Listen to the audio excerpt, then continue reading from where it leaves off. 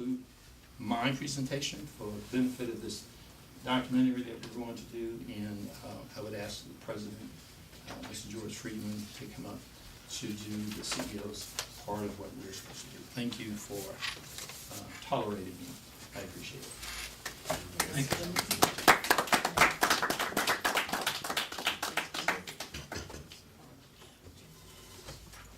Thank you. Like Mr. McWilson said, we have been working in conjunction with the CEO since he came to Youngstown. Like Mr.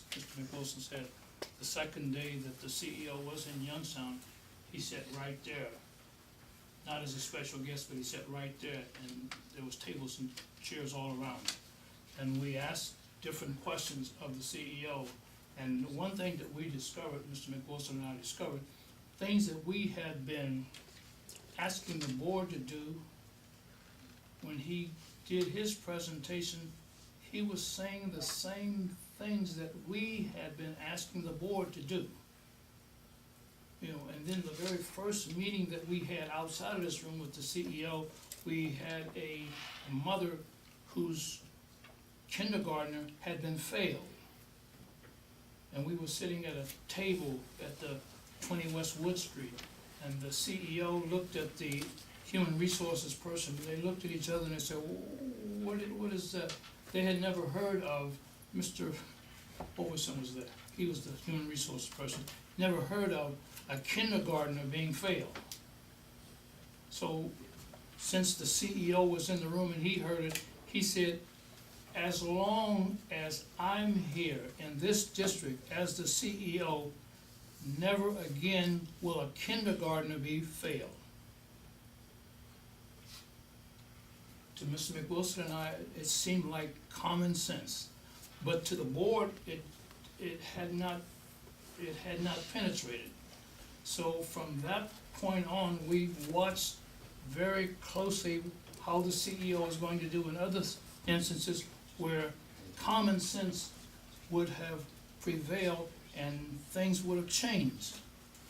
But the reason we are here tonight, like I said, is the third review of the CEO, to give a human civil rights status preview of what the NAACP Collaborative will be monitoring over the next 18 months regarding the school district. We understand, all of us, I believe, understand that the CEO's contract was for 3 years.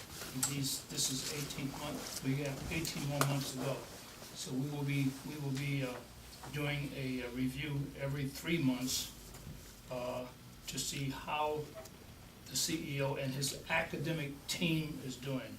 Let me just say one other thing before we go.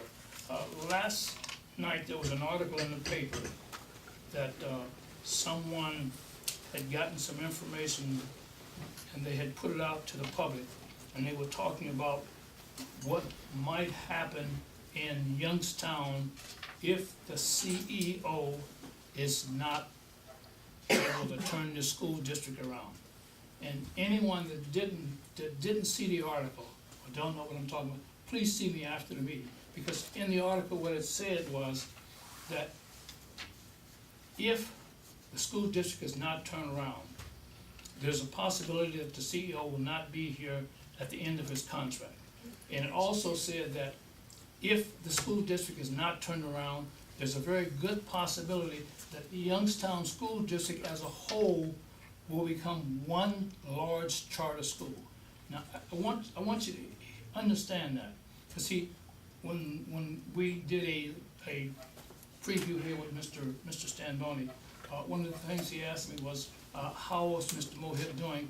And I said, well, he's doing fairly good. He could do a lot better if he had less resistance. And for everyone here, if you could simply tell the people who are in teaching positions, who are in administration in the school district, what was said, I don't get, it was like it wasn't supposed to be said, but it was a good thing that it was said, because he said the same thing that we had been thinking before. Because when I first met the CEO, I shook his hand over at the fifth floor restaurant over there. And I said to him, I was surprised that the state let you come in here. I said, because my thinking was that the state intended to take over Youngstown School District and make it the first school district to be taken over, and then they were gonna go district by district and take over. But when he came in, it was like a different light came on. He wasn't working toward doing what you normally work toward doing if you're gonna tear down something completely. He started trying to get the teachers extra pay. And I was talking to Mr. Boney before most of you came in, and then I asked him, I said, you know, if you had been offered 5% increase in pay after you, on top of the 2% that you already had coming, what would you do? He said, I would grab it, reach it, and ask if there's anything I can do to make me worthy of this extra 5%. But the teachers' union refused to allow the teachers to accept the additional 5%. The teachers' union refused to allow the teachers to accept the additional 5%. It didn't make it any difference. But then when the CEO came back 30, 40 days later and said, what I'd like to have the teachers do, I'd like for you to spend an additional 15 minutes a day with your students. Not in addition to the 6 hours that you spend, but out of the 6 hours you spend, I'd like for you to spend an additional 15 minutes with the students. They didn't like that either. So what I'm saying is, you people that are sitting here, you need to be, if you have any friends who are in teaching positions, or if you have anyone that knows anyone that's in teaching positions, you need to explain to them that what was said might have been supposedly let out so that you people in this community can understand what's coming down the pike if this school district is not turned around. Because see, the amendments in House Bill 70 already has it laid out. Already has it laid out as to what can take place in a school district that has been taken over by the state. The amendments are already there. The CEO realizes that the amendments are there. There are things that he could be doing now that he's not. He's trying to work with the people in this Youngstown School District. But like I told the young man over there, he's getting resistance from the community, and he's getting resistance from his teachers, he's getting resistance from some of the leftover administrators from the last regime that gave a superintendent a 1-year contract for $100,000 and never reviewed the last 2 years that he had been working there. Let me say that one more time. The school board that was intact before the CEO came in, the night before he came in, they gave the former superintendent a 1-year, $100,000 contract, and they had not reviewed him for the first 3 years that he had been there. And those are the kind of people we have been working with to try and improve the school district for the kids. Because when you're talking to people or listening to people talk, they talk about everything except the improvement of education for the kids. So if you would just tell your friends and cohorts, and then also ask them if they would read the article that Senator Schiavone had in the paper the other day. Senator Schiavone said the same thing that I said when I was at a Community Mobilization Committee meeting. That's a meeting of 26 nonprofits in the city of Youngstown. I said to them, I don't approve of the way the governor did what he did, but something drastic had to be done. When you look at the report card, I think everyone has a copy of it in front of you. When you look at the report card and you see that before the Academic Distress Commission came in, there were Fs. After the Academic Distress Commission came in, there were still Fs. So that meant that the people that were here before the Academic Distress Commission, who were supposed to be teaching the students for not doing a very good job. Okay. So those two articles, really, I would like for everyone here to at least read those two articles, because it really said something. It said, like I was saying about Senator Schiavone, he said he didn't appreciate the way the governor did what he did. But since the governor did what he did and he took over the Youngstown School District, he has met on several occasions with the CEO to try and see what he could do to help the school district. Because his main aim is the same as the main aim of the NAACP, the kids.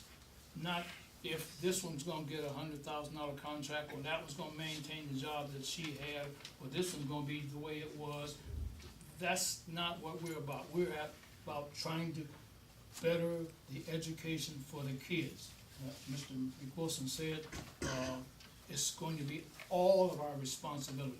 Because I believe Mr. McWilson mentioned it, that we are going to be putting on a different kind of program where we're going to be trying to ask the people in the community to try and help every which way they can to help the kids in reading, because all of us understand that most of us as youngsters went to Sunday school, you know, and we read the same stories. Well, the teacher read the same stories to us over and over, but you know, some of the kids that were there, when they got out of school and went on to try and make a living, they had not read enough of it, the things themselves, so they were unable to read.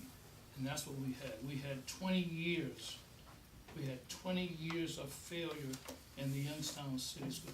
And I know I'll hear some people say, well, my child went on to college and he's doing so and so. Or my child went on to college and she, you know, always there are some who will rise to the top. Always there are some that will rise to the top.